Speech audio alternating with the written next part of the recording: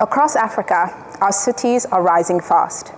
Towers of glass, highways of concrete, imported blueprints are all over the land. At first glance, this looks like progress, but I'd love to ask you, progress for who?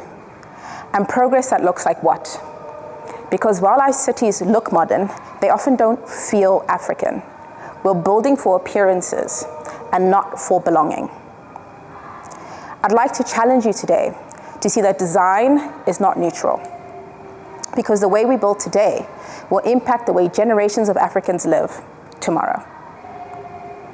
For centuries, Africans have built in ways that were in tune with our climate, cultures, and communities. For example, in Great Zimbabwe, stone walls rose without mortar, and yet they stood for generations, regulating the heat and cold naturally. In Mali, the Great Mosque of Djenné, made entirely of mud brick, every year is replastered by a festival that brings the community together. Maintenance is not just practical, but it also becomes cultural. Across Southern Africa, rondables have been designed for airflow, for shade, and for having a close community around a shared center. And finally, in Ethiopia, the rock-hewn churches of Lalibela carved straight into the earth, fusing spirituality, climate consciousness, and permanence all in one design. These are all design examples I learned about in university, not for practical use, but as theory of vernacular architecture that we've now seemingly forgotten, but can use as fun facts. But these were not just primitive solutions. They were advanced, elegant solutions to what we were dealing with on the African continent and how we wanted to build for each other. When we look at what's going on today, we see that we've left behind the wisdom of before to import the models of this generation. We're building glass towers in scorching climates that require endless air conditioning. We're building communities where families are isolated instead of being connected. We build highways that prioritize cars instead of prioritizing people. When we import these models, we also import their problems: energy shortages, inequality and congestion, as well as cultural alienation. So how do we move from this point? What we need to do is look towards the design that we had before and see how we can fuse it to create modern and new spaces. I'd like to invite you to imagine housing developments inspired by the rondables, communities brought together by circular layouts, natural airflow, and shared courtyards where everybody is gathered together.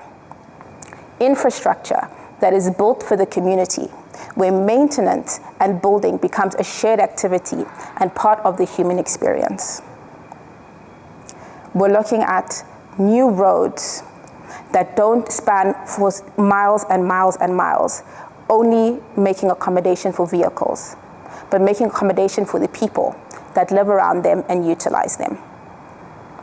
Why do we need to have this new perspective? Because when we build roads for cars, we marginalize the people and communities that can't afford them. When we build buildings that require us to import expensive technologies to maintain them, we push out people that are unable to utilize those spaces or cannot relate to them. This isn't just an African problem, it's a global problem. Because we're building for standards. We're not building for the way people interact with space. Design is about a lot more than just the way something looks. It's about how people interact and develop and grow together. I'd like to invite you to imagine an Africa where the cities, the homes, and the infrastructure are built with the richness of our heritage. An Africa where the spaces speak to who we are as people They don't whisper that who we are is not good enough. They don't whisper that we need to conform to the way the rest of the world is doing things. It tells us that our values, our perspectives, our design is worth it and is beautiful and can be and take up space. One thing is for certain, that when we look towards the techniques that we had before, we develop infrastructure that is affordable, infrastructure that is resilient, and infrastructure that is deeply and beautifully African. My name is Adonia Monkuyanate. I'm an interior designer and founder of Shamuk Design. My own journey started with designing spaces that are rooted in African storytelling. But now, standing in front of all of you, my vision is so much larger. You see an Africa unified in who we are, not just in how we dress or how we speak, but in what we see around us in our day-to-day.